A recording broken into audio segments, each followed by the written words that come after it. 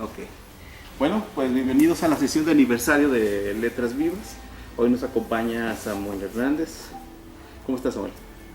Bien, Bien, un poco bueno. agotado, pero bien. Muy bien. Entonces, bueno, te cedo la palabra. Lo que necesites, aquí te estamos escuchando. Bueno, gracias por la invitación. Es interesante estos experimentos porque para mí son experimentos, ¿no? O sea, no soy el concepto de escritor no me pasaba por la cabeza, pues, ¿no? Porque ser escritor no es nada más escribir, no nada más implica ser un amanuense. Transcribir no es escribir. Entonces cuando me hacen la invitación a que hable de este primer libro y que veo el promocional como escritor, hay una interpelación, ¿no? De decir, bueno, ¿por qué escritor? Porque yo no me identifico como escritor, aunque escribo, ¿no? Bueno, y dije, ok, está bien, ¿no? Bueno, ahorita decía David, al final me firmas mi libro. Bueno, quien me conoce sabe que no soy muy dichoso de pedir autógrafos o firmar, pero sé que es también un reconocimiento que uno entiende, ¿no? Y se aprecia. Entonces son cosas que uno le mueve la cabeza cuando no está pensando en hacer una obra. El libro se pensó y estaba escribiéndose desde antes, ¿no? Pero no hubo la intención original de decir voy a escribir un libro de este tema. El libro apareció, no es una cuestión que yo dijera el día de hoy, siendo las X horas con X minutos, voy a escribir un libro de este tema, porque quiero ser escritor. No. Sin embargo, pues aquí empieza todo el desastre. Digo desastre porque el desastre tiene que ser necesario para poder producir algo más. Como saben, estoy involucrado en el ámbito de la clínica. La clínica me refiero a atender pacientes, niños, adultos. Y mi formación clínica es psicoanalítica. Pero también tengo formación educativa, en psicología educativa. Entonces todo comienza justamente por la clínica. Cuando uno lee a Freud, lo que lee son casos. De hecho, lo importante de la obra freudiana son sus casos. El hombre de los lobos, Dora, el caso de las ratas, ¿no? El presidente Schreber. O sea, son casos, son personas, son situaciones que irrumpen en el ámbito de lo teórico y de la práctica clínica. Uno puede tener un paciente y tener mucha teoría, pero si no hay un trabajo de técnica clínica, se desbarata el caso. Entonces por eso los pacientes se van, por eso hay mucho misticismo en ir a atenderse en el ámbito psi, porque no hay esa armazón. Bueno, Freud inaugura con un texto que se llama el Proyecto de Psicología para Neurólogos, porque Freud estaba en contra de la psicología de la época del siglo XVIII, pero lo fundacional fue un caso que tiene que ver con un problema amoroso y que es una mujer y que es un caso clínico. Ahí aparece toda esta situación. Se puede ver perfectamente en la película, ¿no? Con Freud y Breuer. Bueno, ¿por qué menciono esto? Yo empecé a tener clínica desde la mitad de la carrera. Justo estaba estudiando psicología educativa y luego empiezo a atender pacientes, estando estudiando psicología educativa y estaba haciendo prácticas en centros de atención de educación especial, en APAC, ¿no? Niños con parálisis cerebral. Entonces tenía supervisión, tenía consultorio y estaba en la plantilla laboral. Entonces, desde muy tempranamente, hablando desde lo académico, ejercía la clínica. Y aparecían muchos casos, ¿no? Uno dice, bueno, esto no sirve para nada lo que dice el libro, ¿no? ¿Qué le digo a esta mujer? ¿Qué hago aquí con esto? Aparece la técnica. Bueno. Seguí estudiando, me salí de la universidad por cuestiones económicas, regresé, estudié clínica y leo más psicoanálisis, leo textos de filosofía, de sociología, etcétera, etcétera. Mucha literatura también. En esos años yo era así lector arduo de Sade, ¿no? Todo Sade, ilustrado, biografías. Otra vez empiezan a aparecer los fantasmas. En ese entonces ya no estaba ahí, estaba trabajando ahora con niños con síndrome de Down, terapia del lenguaje y psicoterapia, ¿no? y aparte en un anexo para toxicómanos, ¿no? Y era un anexo rudo en el sentido de que era un espacio, una casa de 2 pisos, y el segundo piso era para 25 sujetos en literas. Era una cosa impresionante por todo el hábitus que se construye ahí. Entonces estaba atendiendo pacientes en estos lugares y estaba estudiando y estaba leyendo y estaba supervisando. Bueno, entonces aparece otro tema, que trabajo con el residuo social, ¿no? Porque son asociaciones civiles, no trabajo para una institución formal en esos entonces, no es estar en la X universidad o en X institución. Y entonces uno se encuentra con lo crudo, así no es un sujeto que llega con dinero para medicamentos, no es un sujeto que llega con las posibilidades económicas de pagar una consulta.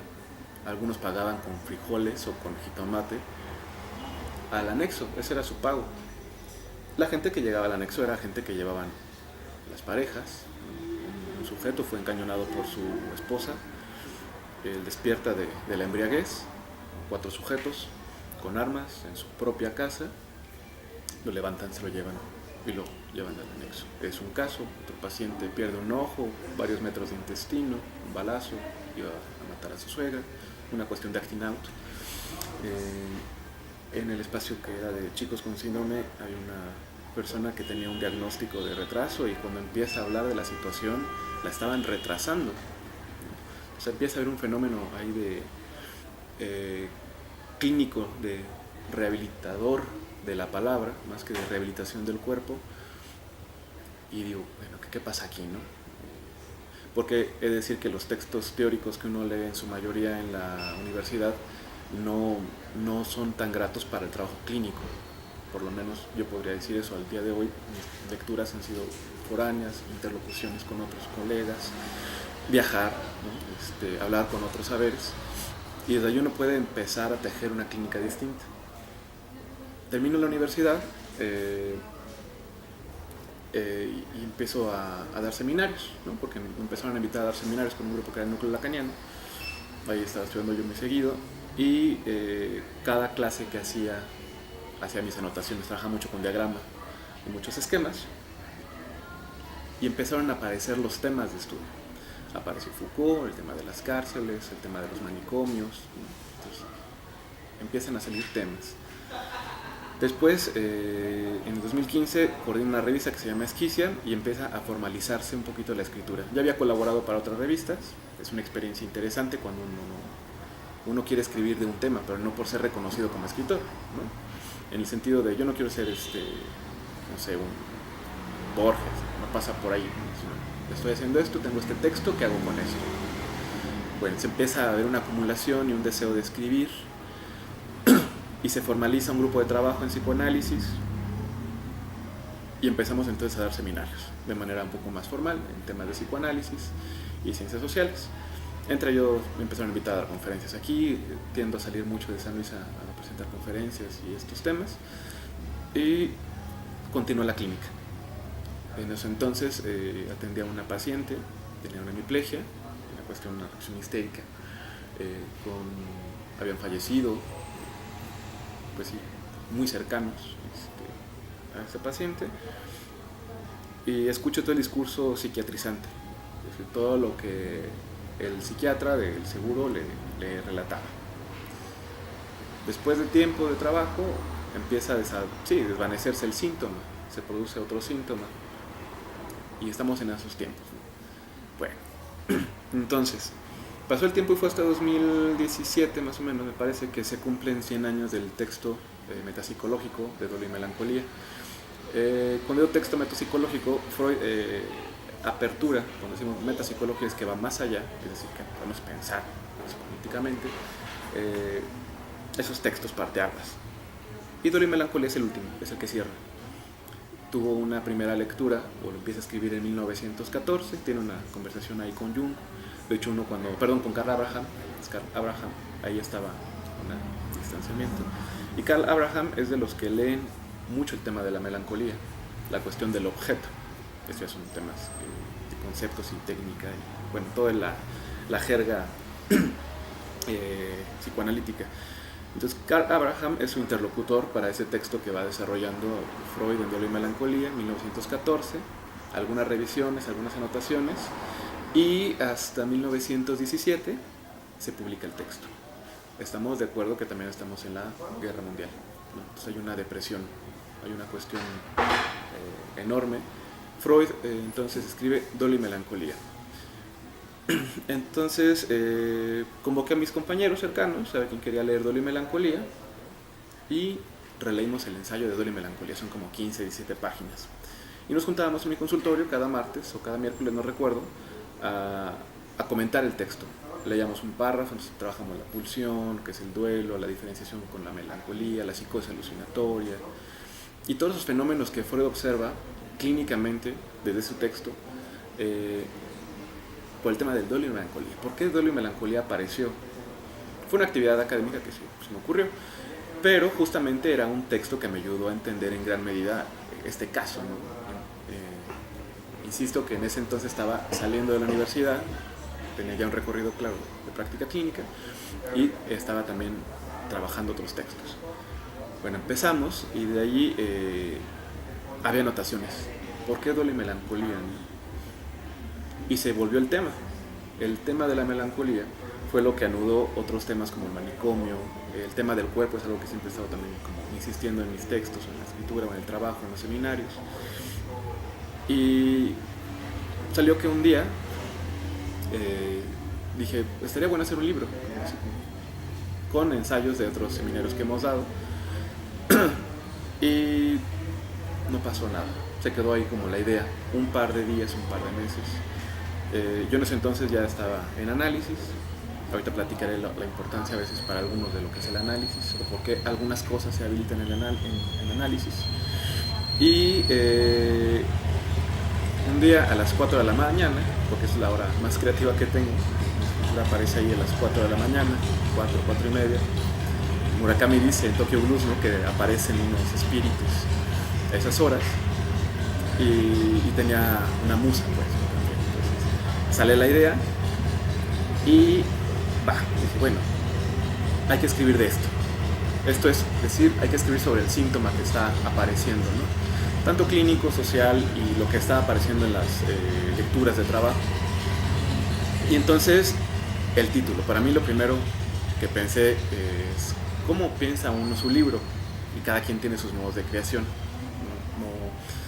Platicábamos tras bambalinas, ¿no?, que alguien dice, bueno, primero lee y surge una idea. Y otros no, otros decimos, vamos a hacer esto. Entonces yo pensé en un título y salió Aflicciones del alma. Siempre quedó Aflicciones del alma. Parece que nunca se me dio el título. Tiene un subtítulo, Melancolía, naufragios y desastres del cuerpo. Decidí aflicción porque cuando uno lee justamente duelo y melancolía, lo que he mencionado es que hay una traducción que también en lugar de duelo es aflicción, y son condiciones distintas. En síntesis, lo que hace Freud en ese texto es diferenciar qué es un duelo regular, normal, y cuál es la posición melancólica, es decir, cuando no hay una posibilidad de duelo. Bueno, aparece y ¿qué subtítulo, no? Pues melancolía, naufragios y desastres del cuerpo. Ya marcó todo el eje del libro. Y empecé a jugar con ideas, temas, ver qué tenía ya escrito, y se fue configurando un índice. Digo configurando porque al final ya quedó definido, así ya de manera como formal, cuando ya pensé en darle una estructura. Comenzamos un seminario que se llamó Rostros y Coordenadas de la Locura, y trabajamos ahí la génesis de la locura. Entonces trabajamos autores como Ruth Padel, yo me clavé con Ajax, así tal cual. Ajax es una pieza fundamental de Sófocles, y Ruth Padel es un texto que siempre recomiendo para dar continuidad al entendimiento clínico de la exterioridad que produce ciertos fenómenos de locura en la Grecia antigua. En síntesis, lo que pasa es que en la Grecia antigua la locura y la melancolía eran muy similares. O sea, ser melancólico era estar loco, y estar loco también implicaba la melancolía. Entonces, hay anotaciones, hay texto, y empiezan a bajarse ideas. Dime, ¿sí? Continúa. Sí. Bueno. Ese fue Octavio. Nos vemos. Sí. La dispersión. Sí pasa eso, era de los niños que estaba en el colegio y así pasaba la mosca y yo iba con la mosca, ¿no? Eso era una cosa, y la otra era que acababa muy rápido mis trabajos y me salía, ¿no? Me iba a jugar, porque aparte yo no podía jugar en el salón porque luego todos mis compañeritos estaban ahí jugando conmigo y andaba ya haciendo revoluciones ahí en los saloncitos, ¿no? Era muy interesante porque ahí aparece también Foucault. En el kinder me mandaban con la directora porque acababa mis trabajos rápido y me llevaban a la dirección, ¿no? Y me daban dulces. Entonces, la coerción estaba o sea, siempre ha habido un dispositivo correccional en el entorno. Y bueno, ahorita que digo esto en broma de la dispersión, así apareció también esto, ¿no? El libro aparece en un momento de dispersión, de soltar ciertas cartas también, que va elaborándose. Y pienso, entonces hay anotaciones de este seminario, trabajamos Ajax, etc. Pero tenía otros ensayos que había armado, había ciertas situaciones que estaban abordándose en el análisis, estaban otros temas que aparecían en las cuestiones académicas, y se empezaron a juntar temas, se empezaron a juntar palabras, se empezaron a juntar textos, y dije, ¿en qué momento estoy haciendo esto, no? O sea, ¿qué voy a hacer ahora con esto que está aquí, con estas palabras? Y entonces empecé a trabajar el texto. Me dije, bueno, vamos a hacer el libro. Entonces me puse el plan. En esos tiempos pensaba hacer la maestría en filo y dije, no, voy a seguir con este proyecto, y decidí escribir. Recuerdo mucho que si algo siempre como tratado de sostener es yo quiero dedicarme a la escritura, no a ser escritor, a escribir y a escuchar pacientes. Como que esa fue mi directriz, ¿no? Para cuando uno dice qué estoy haciendo de la vida, ¿no? Decía ahorita también a forma de juego, pues no tengo nada que hacer, entonces voy a tener que escribir. Porque sabemos que la escritura tiene que ver con tiempos de ocio, de tiempo libre, y es algo que a mí me gusta tener. No soy alguien que pueda estar en un momento tan rígido en un lugar trabajando, ¿no? Me gusta trabajar con grupos, colaborar, pero también hay momentos de intimidad, y también responde a ello el deseo de escribir algo independiente, porque es distinto compartir páginas en una revista, pero decir, este es tu libro. Hay algo más escabroso, porque ahí sí uno se expone a la lectura del otro. Y más allá de si es buen libro o no, implica que en tanto que uno se lee y suelta libros, y cuando ya uno ve su libro acabado, uno dice, sí, es mi nombre, pero yo ya no soy esto. O sea, el texto se desprende, se desaloja, y así empieza más o menos a enervar la idea. Bueno, pensé, ¿qué portada? ¿No? Pensé en Magdalena, luego. Magdalena, quien sabe la historia, es un personaje interesante a mi parecer. No es María, no es Cristo, pero es la que está ahí, la que ubica el dolor de amar. Eso es lo que hace Magdalena. Digo el dolor de amar en el sentido romántico, pero en el sentido de ver la devastación de la muerte, ¿no? Cuando decimos, Padre, ¿por qué haces esto? ¿No? Lo que él hace Jesucristo a Dios. Es muy interesante también pensar, aunque lo tomen a mofa en las redes, de que la cruz es de madera cuando su padre es carpintero. ¿Por qué clavar y ver la sangre que está muerta, ¿no? La finitud? Y Magdalena está ahí Magdalena. Gracias. Y bueno, me gusta mucho el arte, entonces estando ahí curioseando, me encontré con la pieza de Jacobian, que es esta pieza, ¿no? Un cráneo, y es un detalle nada más. Toda la pieza es una Magdalena y se le ve el rostro, ya saben, ¿no? Pero el detalle es la lágrima. Hay una lágrima, la muerte, la finitud. Y bueno, entremos entonces al libro. El libro, bajo esas condiciones, aparece. Pero hay otro detalle muy importante, que cuando pienso, ya después, cuando fui configurando la estructura formal del libro, siempre me remití a un caso, al de esta paciente. Otra vez fue la propia clínica la que me instigó, me insinuó la escritura. ¿Por qué? Porque había algo del orden de lo inconsciente que precisaba trabajarse también, escribirse de otra forma. Entonces di cuenta que justamente algo que era clave para esto era un caso clínico que no entendía en ese entonces cómo abordar. y que no fue un fracaso clínico, si lo queremos decir así, sino que hubo detalles que conforme fue pasando el tiempo, y siempre lo decía, bueno, si en ese entonces yo hubiera, o bueno, en ese entonces no tenía esta lectura, no sabía estas... No, son gajes que uno también asume en su posición, en su función. Por ello, en el texto, en este libro, aparece clínica, aparecen casos de pacientes, aparecen anécdotas o relatos o recortes clínicos. Es un texto que habla desde la clínica. Y bueno, Aflicciones entonces tiene una estructura ya cuando dije va a ser formal. Lo pensé para que se pueda leer por cualquiera. No me gusta a mí, bueno, es una mentira, sí me gustan los textos pesados. Pero se agradece mucho luego un texto que sea de fácil acceso, que pueda leerlo cualquiera. Sabemos que si un libro es muy especializado, no cualquiera lo va a leer, incluso por el propio tema. Entonces, el ejercicio de escritura fue muy sencillo, escribir lo que quería escribir. Hay mucho juego de la escritura, lo hablábamos, no es una cuestión netamente académica, hay un exceso de notas a pie de página. Yo pienso que son más de 500 notas a pie de página, si juntamos todas, son 400 páginas. Si hay un montón de... Pues son 145 bibliografías y omití unas, ¿no? Hice todo eso porque al final también tiene un detalle, ¿no? Que es una cuestión que está trabajándose. Pero está escrito en forma de ensayo, o sea, una forma... no es un texto que sea para la escuela. Me interesaba a mí que entonces fuera un texto que se pudiera encontrar. Y cuando uno dice encontrar es que si hay algo del título que te atrapa y empieza a aparecer el tema, pues va por ahí. Bueno, ¿cómo está la estructura del libro? Para ir tratando de ir encaminando esto ya más. Son 3 partes, me parece, que hacen gala o intentan hacer gala del título, que ya de inicio el subtítulo dice la melancolía, que es la bilis negra o la cólera negra, el naufragio y el desastre corporal.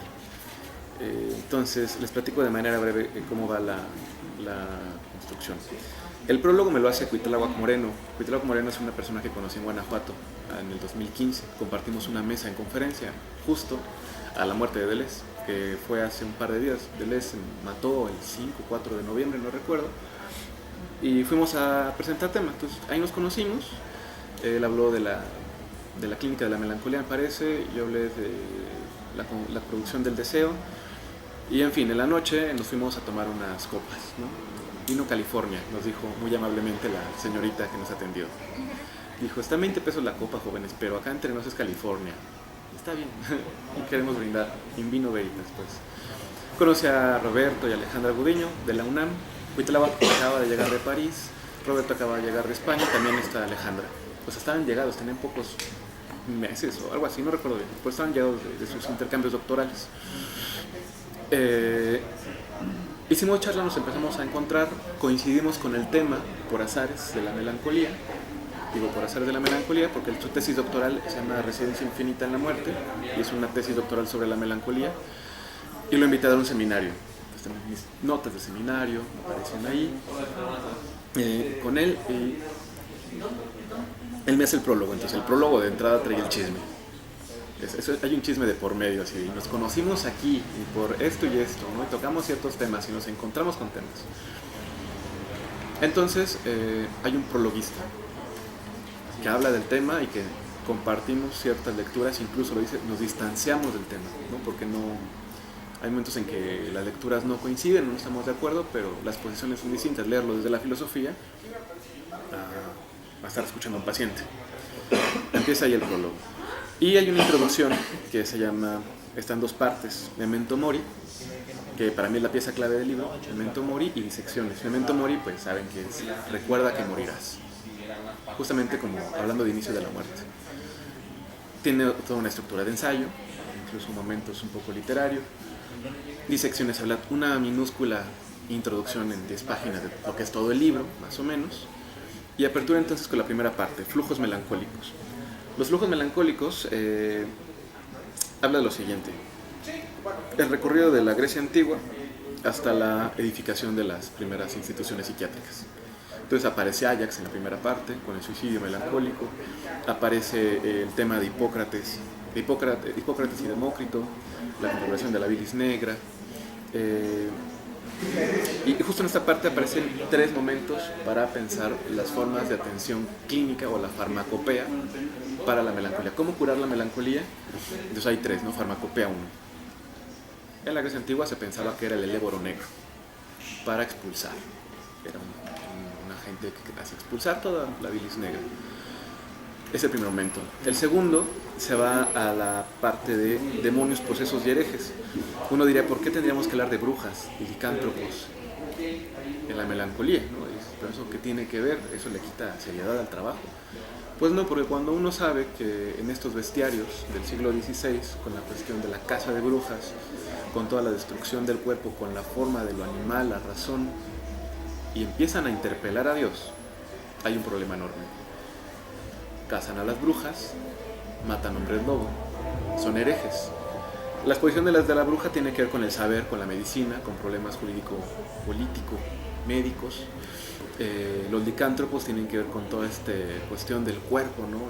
Los estados maníacos, maníaco-depresivos. Hay gente que en la locura hace un montón de cosas, vuelve en sí y aparece la conciencia moral. Bueno, quien ha tenido un paciente o ha tenido un brote psicótico sabe que al día siguiente es que pasó, y no es una borrachera.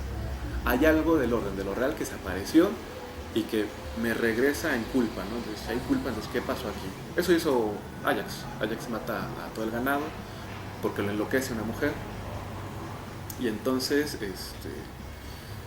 cuando vuelve en sí viene la culpa, entonces decide matarse antes de ser, los dioses lo enloquecen. Entonces el capítulo de las brujas es de mis favoritos. De hecho hay un seminario con un amigo que es antropólogo, fueron bocetos también de esto. Aparece el tema del tarot, ¿no? De las cartas del tarot, las formas del diablo, las formas de pacto diabólico que aparecen, la casa de brujas, los licántropos, su cacería. En síntesis es la sedia, o sea, la tristeza era un pecado también. No era permitido estar triste, era un pecado, es de las pasiones tristes. Y Agamben, por ahí también cito a Agamben, lo mencionaba, que le daba las mejores batallas a los tristes, ¿no? Bueno, está triste, entonces es una prueba de Dios. La segunda parte entonces llega con la farmacopea. Aparece la figura de la histérica y se llama así, la bella histérica. La histérica es la que pone un parteaguas en el ámbito de la clínica, porque se salía de cualquier canon, o sea, no había un diagnóstico, no había una forma, no había una posesión, o sea, se descartaba todo eso, porque ahora estamos ante la razón, no es otra cosa, no puede ser una hereje, no puede ser una posesa.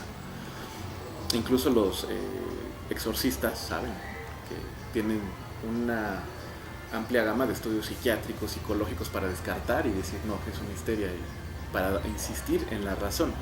Bueno, aparece la bella histérica, trabajo mucho ahí con este trabajo de fotografía de la salpetría, no recuerdo cómo se llama este personaje, me parece que es Dido Berman. Y cierra la parte de la farmacopea, cuando empiezan a llegar los químicos, el opio, para atender a la melancolía.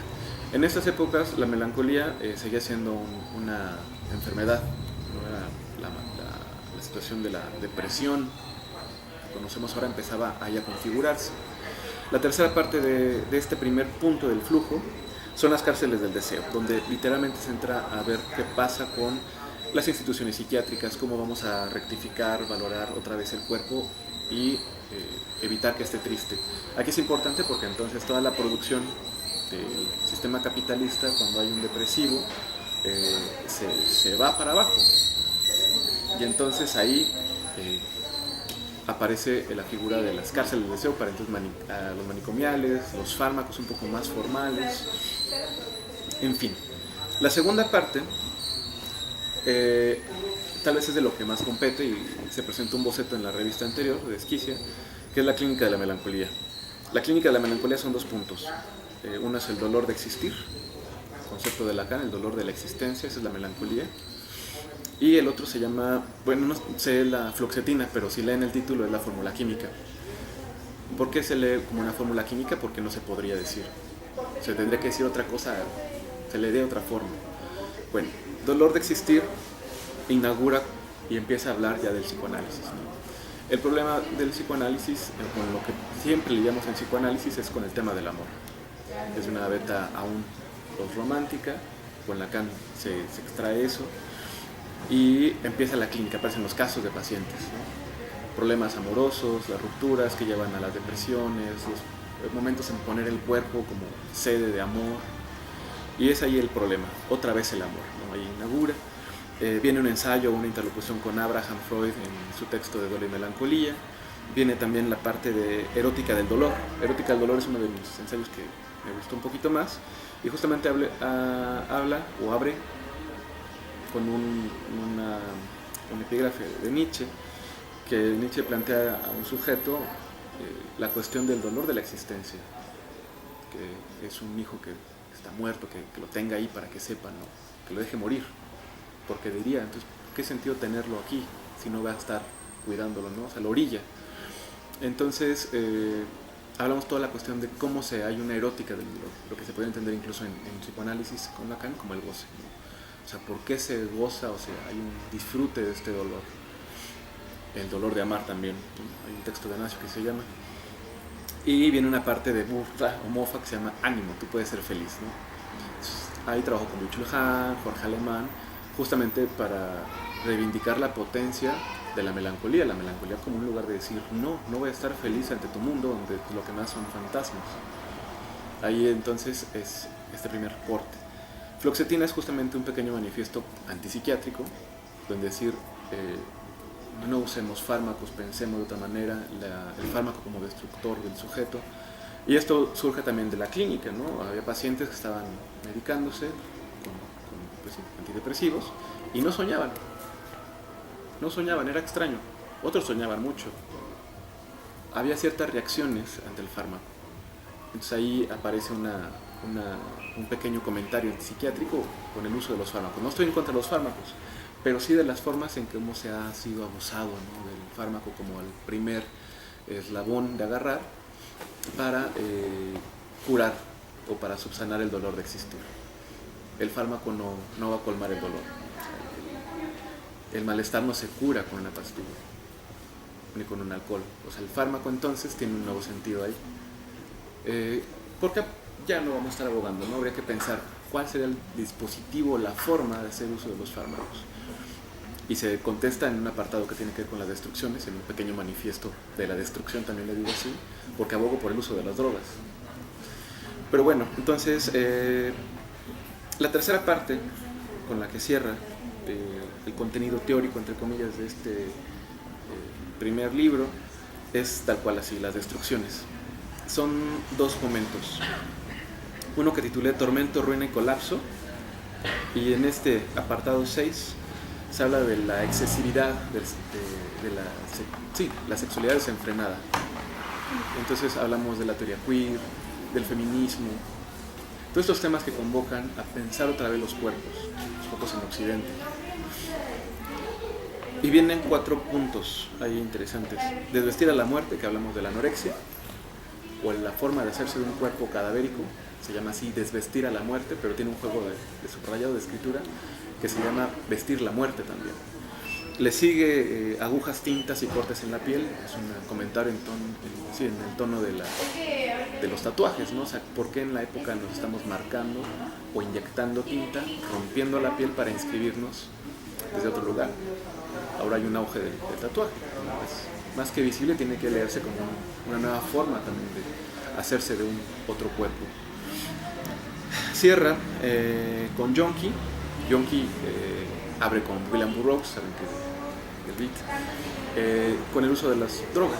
O sea, en qué momento un sujeto decide hacer uso de las drogas para poder lidiar con la vida, y cierra con sogas al cuello, el acto del suicidio. Entonces, este pequeño manifiesto de la destrucción tiene que ver ahí donde ya no hay fármaco que colme, ahí donde ya no hay cuerpo donde sienta, ahí donde ya no hay escritura sobre mí, me lo voy a hacer en el desastre. Y cuando uno escucha los relatos, llegan desde el desastre de un paciente, llegamos acabados con el analista, y llegamos a hablar de residuos, de restos, porque no sabemos cómo volver a hablar. Incluso se dice, ¿no? Ese tema no se toca, ese tema no se habla, secreto a voces. Aparecen estos fantasmas ahí. Entonces, cuando ya no hay dónde apalabrarse, hay otras formas a lo que uno recurre. Bueno, pues una de las posibilidades. Y la otra parte, Ojos de Sol Negro, me gustó mucho, fue quise anexar a otros personajes y lo tengo pendiente, lo voy a presentar en el próximo libro. Pero aquí quien no apareció fue mi musa, esta Amy Winehouse. Amy Winehouse no aparece. Estoy haciendo un ensayo sobre Back to Black, Volver al Oscuro. Pero sí aparece, primeramente es Nijinsky, el bailarín del siglo XVIII, esquizofrenizado. Hablamos de la escritura, las formas de partituras, desde la danza. Después aparece, habla con un ensayo sobre el Santón de Lacan, como una especie de pretextos a lo que antecede a la textualidad. Está Nijinsky, aparece La Bruja Cósmica, Janis Joplin, el desastre a través del amor, cómo opta por el suicidio a partir del uso del fármaco, cuando ya no hubo posibilidad. Está titulado Bruja Cósmica. Está también Esquizofrenias, que es de Leopoldo María Panero. Saben que Panero pues, fue un poeta maldito, y el sujeto se inventaba al otro, tal cual como dice Alemán. Jorge Alemán dice que ahí donde no existía el otro, él se lo inventaba, y eso es lo que hace la poesía, inventa un otro para estar en el mundo.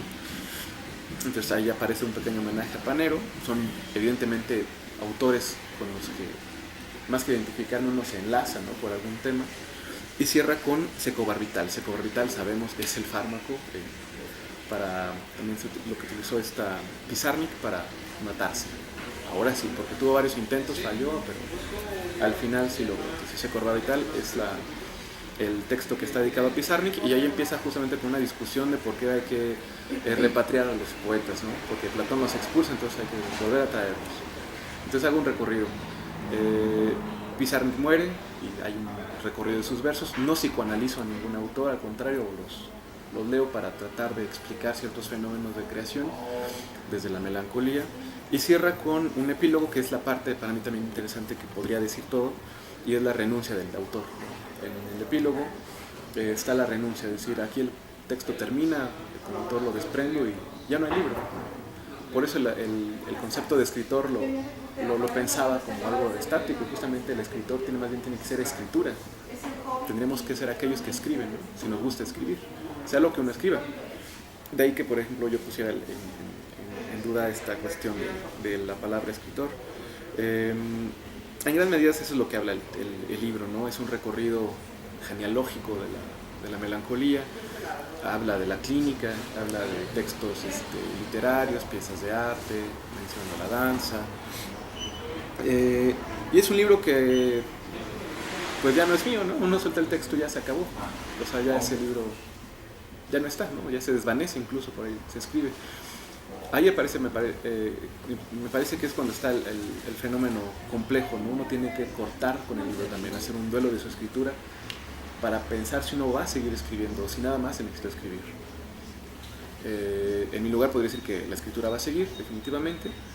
Vienen otros dos textos, uno que espero, tal cual que sí salga, de poesías en el próximo año, que se llama Los Tres Bastardos, seguido de La Gata Negra. Y yo espero que para el 2020, ya compaginado con la maestría, salga uno sobre ensayos de clínica y política. Entonces, más o menos de por ahí mis intereses siguen siendo comunes al tema de la muerte, la melancolía, el amor, la clínica, lo institucional, todas estas dinámicas que son las que someten al sujeto contemporáneo, son las que trato de estar estudiando, leyendo, investigando, el nombre que se le quiera dar. Porque pienso que la escritura es un efecto de transmisión. O sea, el escribir puede posibilitar en momentos otros modos de pensamiento, otras formas de hacer, y también es otra forma de decir, ¿cómo podríamos decirlo? Me escribo de otra manera. Entonces, más o menos ese es el recorrido del libro, y son los intereses que he estado abogando. Entonces, si alguien quiere hacer alguna pregunta al tema, no al libro, con mucho gusto la puedo responder sin broncas, o como me indiquen, no sé. Yo con eso daré por cerrado el comentario de este pequeño objeto. Pero no sé si hay algún comentario, pregunta, interrogante que pueda aperturar el diálogo. ¿Quieres que grabe esta parte? Perfecto. Pues todos somos felices, ¿no? No, yo tampoco. Zafos. La melancolía es una parte constitutiva del sujeto, ¿no? Pues un estado de éxtasis completo siempre es una cosa maníaca que también se cuestionan. Y hay que pensar, por ejemplo, otra cosa, no es un libro pesimista, ¿no? Más bien lo que se trata de abogar la melancolía como potencia, un Nietzsche melancólico, dice Cuitlago. Ahí donde la melancolía hace resistencia contra el capitalismo, donde ya no quiere ir a trabajar porque no tiene sentido esto. El problema es cuando la melancolía se vuelve depresión, esa otra cosa que no mencioné, el reivindicar el lugar de la melancolía en contra de toda la farmacología y los diagnósticos psicologizantes y psiquiatrizantes que pastillan a las personas. Es una especie también de lectura que se intenta hacer del libro, tratar de repensar el lugar de la melancolía o de la tristeza como potencia creadora, ¿no? En muchos momentos los artistas crean desde lo oscuro, ¿no? Desde lo depresivo, algunos, no todos. No es un garante que hay que estar triste para escribir, no hay que estar triste para crear cosas. Hay gente que estando deprimida no hace nada, y hay gente que estando deprimida escribe libros. Es ahí el lugar para pensar también.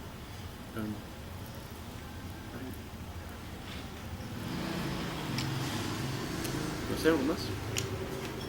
Bueno, hasta ahí está muy completo, me queda completamente clara la parte del libro, cómo se desarrolla. Tal vez quedan preguntas que, bueno, para mí en este momento son superficiales.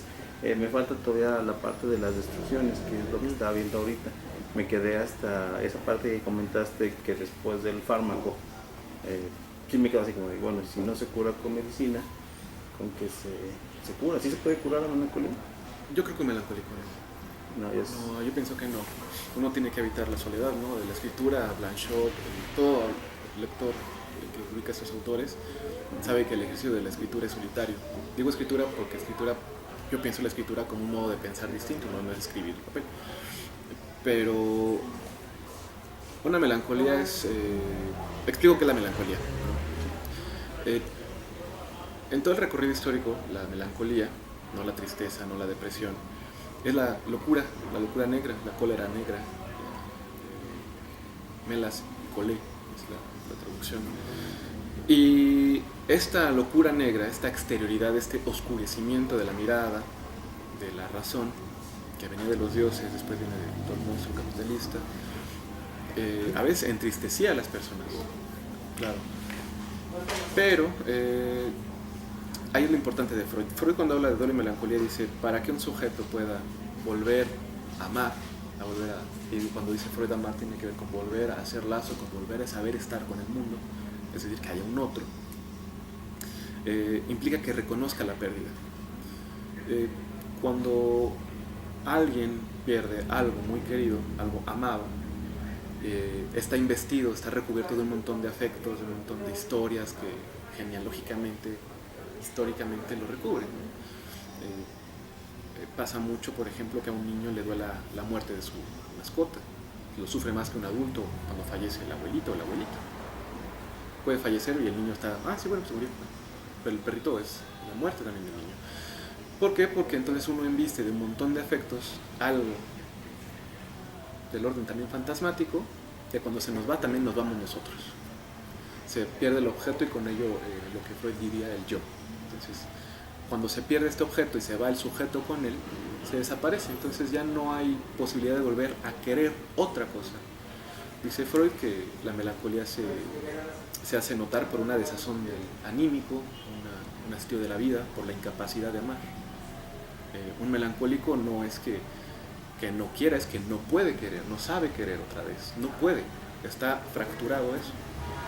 Entonces, ¿por qué somos o serían odiosos, o seríamos odiosos los melancólicos? Porque ahí ya no hay más, ahí Dios no existe. Incluso Julia Kristeva dice algo maravilloso cuando dice que el melancólico es el verdadero ateo y radical, porque la erótica melancólica reconoce a Dios justamente para decirle que no vale nada y que para eso lo necesita, para decirle que no está, o sea, no lo mata, dice, sí, está Dios, pero no puedes con esto, no estamos ni a la par. O sea, se irrumpe netamente con la visión de Dios, y por eso un melancólico, yo pienso que no se puede volver a habilitar, aprende a estar así con el mundo. La melancolía es un habitar, una residencia. Por eso en la melancolía, que no nos extraña que un momento un sujeto se mata. Se llama Ojos de Sol Negro, si son lectores de poetas, es de Nerval. Nerval era un melancólico también. En Nerval, como en las calles aquí de Zaragoza, estaban los faroles, se ahorca y justo cuando retiran el cuerpo le encuentran en el bolsillo derecho Sylvie, ¿no? Su novela. Está Aurelia y Sylvie, que son las novelas que hacen todo su relato amoroso, romántico y maldito, pero en el pasaje lácteo se mata.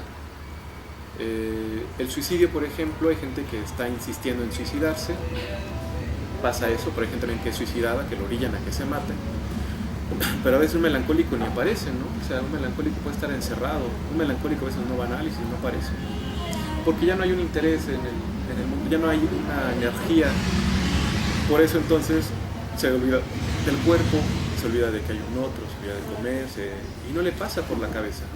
Está refundido pensando, porque puede pensar trágicamente contra sí o puede pensar increíbles cosas, ¿no? O sea, la cabeza está pensando siempre. Se la pasa atosigándose con el pensamiento. Un problema de la melancolía tiene que ver también con la culpa, en gran medida, ¿no? Lo que hace sufrir es la instancia superyoica, o lo que Freud diría la conciencia moral de Occidente, y es por qué hice mal esto, o por qué pude haber hecho esto.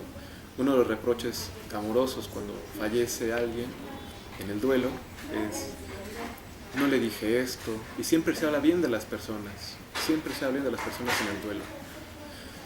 El melancólico no reconoce el duelo, no reconoce que hay no sabe que perdió algo ya, está indispuesto a decir ha muerto. Es una posición también. La otra cosa de la melancolía, de que digamos que no se cure o volver a hacer un lazo amoroso, tiene que ver con volver a investir, y eso es muy complicado. La pastilla no hace eso. La pastilla lo que hace es que el sujeto pueda ser más social, que esté más desinhibido, y que a veces eso ayuda. Pero cuando el efecto pasa, cuando llegas al tope de la farmacología, no hay más.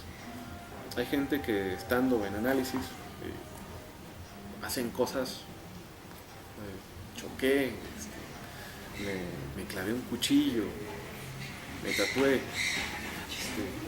etcétera. Pasan esas cosas, acting outs, pasajes al acto, que a veces quieren decir: aún tengo un cuerpo y aún siento. Hay situaciones muy complejas para pensar ahí el riesgo de la muerte, ¿no? Por eso la melancolía es tan peligrosa. La melancolía, cuando te agarra, te absorbe como el agujero de Nietzsche, ¿no? Este abismo. Y ahí uno aprende a vivir, o puede vivir alegremente. Y por mi experiencia clínica puedo decir que dudo mucho que alguien llegue a estar muy feliz siempre, ¿no? Uno se la pasa escuchando un relato que viene de la tristeza. Entonces, Lacan, por ejemplo, dice que la melancolía o el suicidio es una cobardía moral, que hay que repensarlo desde los estoicos, un acto de ética. Pero cuando él dice que es un acto cobarde, tiene que ver porque lo que nos interesa en la clínica es, claro, escuchar el relato de quien está sufriendo algún malestar, pero cuestionar el deseo. El problema de la melancolía es que se absorbe el deseo. Ya nadie desea nada. Y lo que hace desear es la propia ausencia.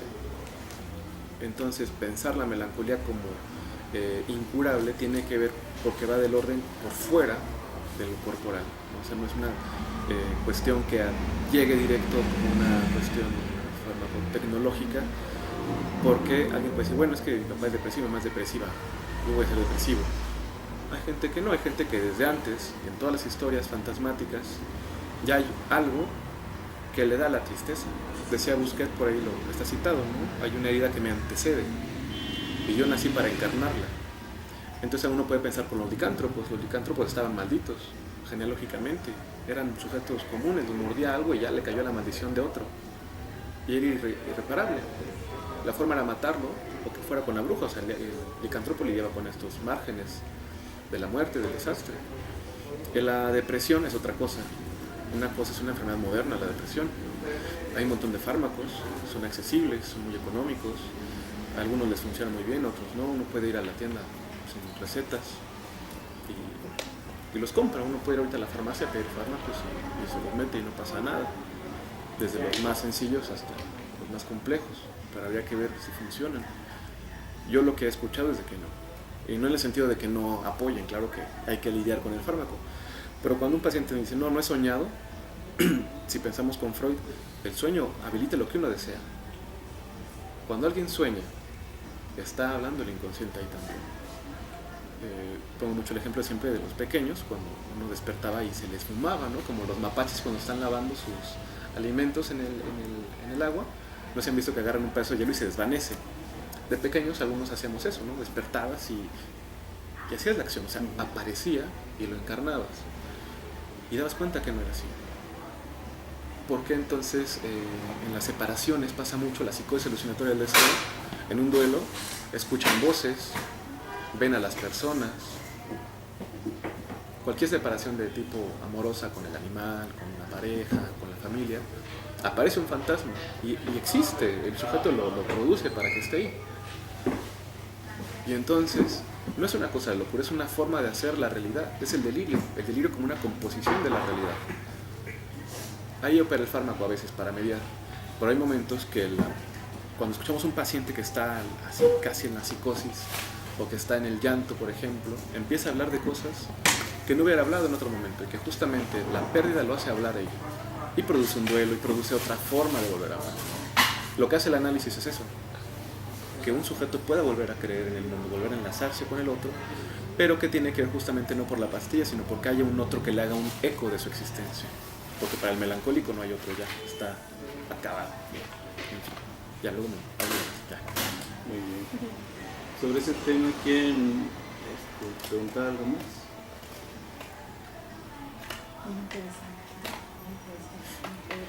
De todos grabamos la charla completa para que la puedan consultar en el canal.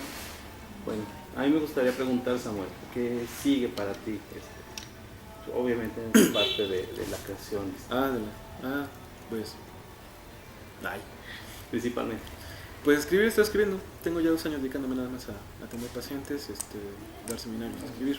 Ahorita están apareciendo unos textos, pues sí, me invitaron a escribir para un par de libros.